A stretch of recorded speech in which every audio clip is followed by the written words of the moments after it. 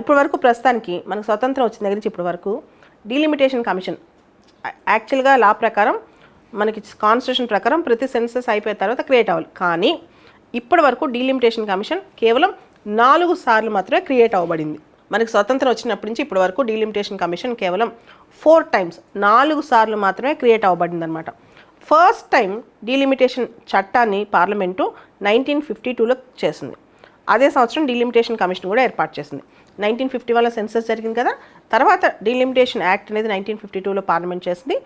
అదే 1952 పార్లమెంట్ చట్ట ప్రకారం 1952లో డీలిమిటేషన్ కమిషన్ కూడా ఏర్పాటైంది.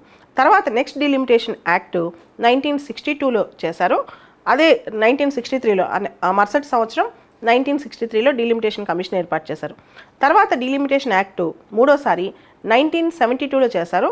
ఆ తర్వాత సంవత్సరం 1973లో డీలిమిటేషన్ కమిషన్ ఏర్పాటైంది. 1981లో 1991లో సెన్సస్ అయ్యాయి కానీ డీలిమిటేషన్ యాక్ట్ చేయలేదు.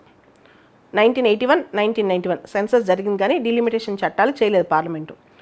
తర్వాత 4వసారి డీలిమిటేషన్ యాక్ట్ అనేది 2002లో చేశారు. అదే సంవత్సరం అదే 2002లో డీలిమిటేషన్ కమిషన్ కూడా ఏర్పాటు చేశారు.